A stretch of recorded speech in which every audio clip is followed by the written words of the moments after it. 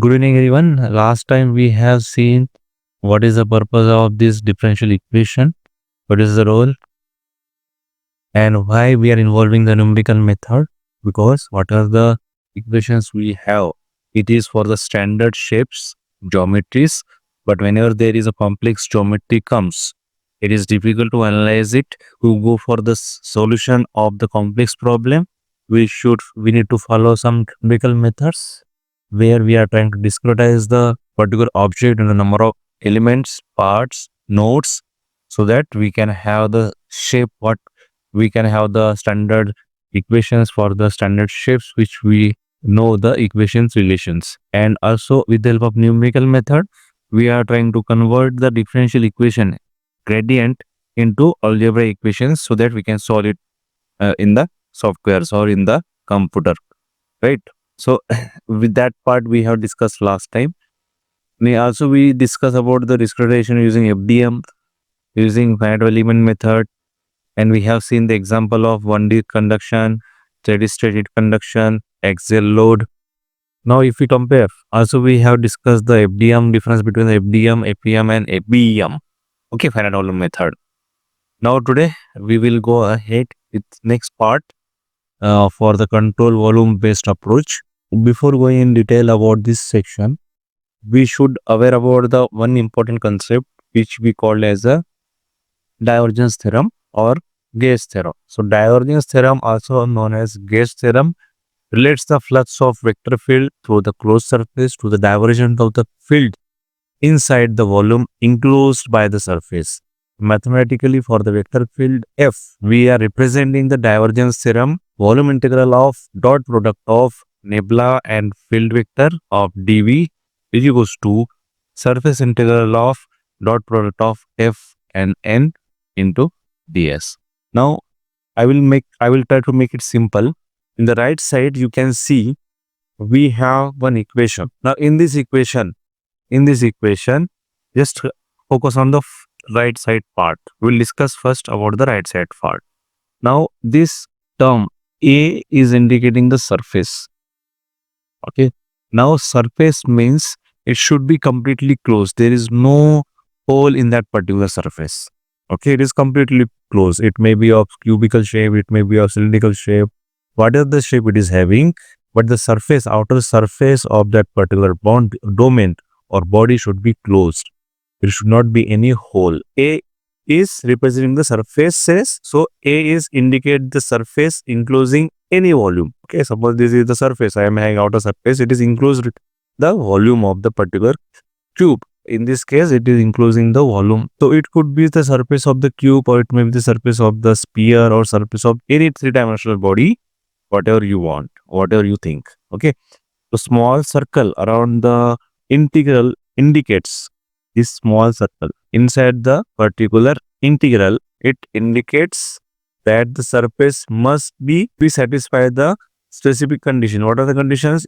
It must be closed. Okay. There should not be any holes. So this ensures that the equality between the control volume and control surface part.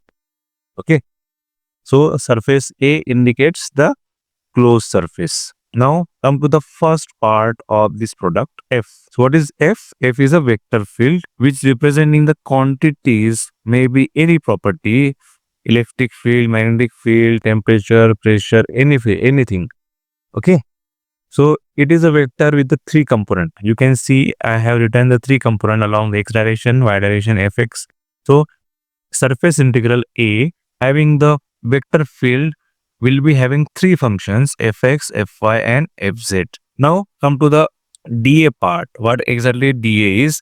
It is the infinitely small surface on the particular complete surface. Now if I take the particular cube shape, you can see this is complete surface I am having, and in that particular surface one of the element surface is dA. So it is infinitesimally small element. It represents the piece of the particular surface of A, complete surface of A, means small part of this right side surface. And this particular surface have magnitude as well as direction. So magnitude indicates the area of that particular small surface. So area of this dA surface, and direction, which you can see here in this direction is orthogonal, that is perpendicular to the surface. So, and it will always pointing outward from the surface. So you can see going away from the surface, pointing outward from the surface. Now come to the dot. Now we have seen what exactly the F is, what is dA we know, but dot between the two vectors FA and dA, that dot vector we are saying it is scalar product. Dot between the vector field and dA element represents the scalar product or dot product. Okay, so scalar product is the way to multiply two vectors. In this case, F is one vector and surface element dA is another vector, right? So what F is indicating with this part and dA is indicated with the dA. So you can see, so dot product is indicating the product of two vectors, F vector and element, surface element dA. And this is also, as I said, it is also having direction, it is vector field. So dAx, dAy, dAz, it should be Z, okay? It should be Z. This part having the part of element, dA as an element, and F is a vector field along Fx, and it is also having three elements, Fx, Fy, Fz. Now, I said it is indicating the product of two vector field. So, after completing the product of these two vectors, I will get Fx dA, Fy dy, Fz daz. So in this way, this particular equation no longer will be the vector, but it is a particular value. It is not a vector now. After going for the dot product between the two vector field, it will not be the final result, will not be the vector. It will be the final value. It may be having any values, maybe positive, negative, or zero, whatever it is. So in the dot product, what we are doing, that simply we are multiplying of the element of first vector with the element first element of the second vector, right? Similarly, and then finally we are summing all the product in the single form. So this is the final equation of this one. So result of the scalar product is no longer vector, it becomes scalar now, means already number positive, negative, whatever it is. Now assuming that we have the surface dA, small, infinitesimally small surface dA, and it is having some vector field in this particular direction. Now I can resolve it into two ways. One field vector, it will be parallel to dA, yes, and second vector will be perpendicular to the dA. I am saying perpendicular dA, not perpendicular to the surface. dA is, or direction of this dA is perpendicular to the surface. Vector field F having one component which is parallel to dA, and vector field is having second component which is perpendicular to dA. Now if we summarize, if we go for the sum of these two vector field, I can write this way: F which is parallel to dA, F which is perpendicular to dA. And if we go for the product of these two vector field with dA, what I will get? Finally, I will get single component F parallel dot dA. Why so? Because F parallel, which I am mentioning here. So if it is parallel with each other, then the product may not be zero. Dot product may not be zero. But if it is perpendicular to two vector fields, like here F is vector field, I said. So if two vector field are perpendicular to each other, then their dot product will be zero. Finally, what we can go, once we identify the properties or the values or vector field or scalar function, scalar product. This is the scalar product for single element by integrating the complete surface. What is now here integration comes into picture. Now what we did, we have identified the particular dot product of the two vector field F and dA. It is a for small surface. If we have number of surface on this particular area, in that case, if you want to sum all the component of the vector field, then in that case I have to go for the integration. There integration comes into picture. So surface integral of the particular system or the component or object will give the final value for us, final value for that particular right side term. Okay. So scalar product of the two vector orthogonal vector is 0, and scalar product between the two parallel vectors will not be 0. Once we have the value scalar product of one surface, to find out the value for complete surface, we sum up over all the locations on the surface which we have divided into small parts. This summation is the part of the integral. Okay. So right hand side of the divergence integral theorem, therefore sum up all the component of the vector field F that flow into or out of the surface A. Okay, it may be into or out of the surface of the complete surface. So this kind of integral where small surface are sum up is called as a surface integral. If the integral is a vector field, the surface integral is also called as a flux. This particular part, right side, I can say it is phi. So if the integrand is a vector field, the surface integral is also called as a flux of the vector field F through the surface A. Now come to the left side part. Now for the left side part, the same thing. Instead of having the control surface over the surface, on the surface, what we are going for, we are considering the small volume which enclosed within the surface. So we represent, in this case, in the left side case, we represent the volume, and this volume is enclosed within the surface, which within the surface area. Okay. Take like what we did for the integral. We have taken the small surface over the particular large surface. In the same case, in the volume integral, we will take small volume, infinitely small volume, dv, the small part of the complete volume. Okay. So for this particular case, we are utilizing the nebula.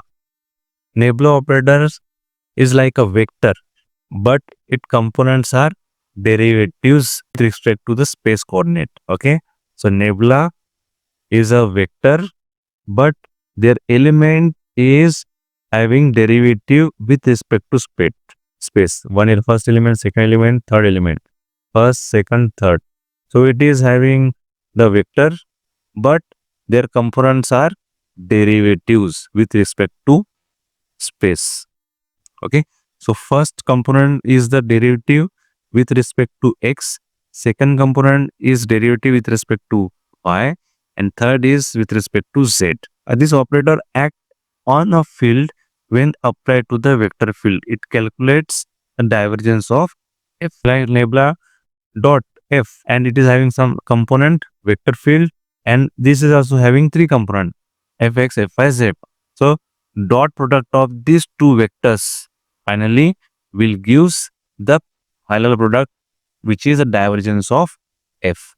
This is called as a divergence of vector field. Now depend on the cell. If the divergence is positive, like the product of this, means this value, if it is greater than 0, means it is positive, means there is a source, meaning the field flow out of that location. You can see here, field is whatever the property we are considering, it is going out from the system, from the particular part. Okay. This is the case when the divergence of f, nebula dot f, is greater than 0. If divergence is negative, means if the nebula dot f is negative, there is a sink, meaning the field flow into the location. You can see here in this case towards the center, moving towards the center. Field is moving towards the center, and if it is 0, then neither a source nor a sink. So integral of the left hand side of the equation, sum of the divergence of at each location within the volume, right? Like surface, we have divided the complete one large surface into small surface dA. Similarly, if we divide the for complete volume into small element, small volume. Finally, we will apply the divergence theorem here, divergence of F, and it will be for a single element. And if you want to find out for the complete volume, we have to sum all the divergence for all the elements in the volume. Okay. So integral on the left hand side of the equation, sum of the divergence at each location within the volume V. Okay, you can see number of elements we have. So they are having their own volume. So we are considering the divergence of the particular field vector for each and every element. So what is the ultimate thing? The left side of the theorem represents the sum of the source and sink of the vector, and the right side represents the total flux of the vector field through the surface of the volume. I am repeating. Left hand side theorem represents some of the sources and the sink of the vector field within the volume, and right hand side represents the total flux of the vector field through the surface of the volume. So divergence theorem states that these two quantities are equal. This integral of total volume and divergence integral of surface will be same. Okay. So thank you.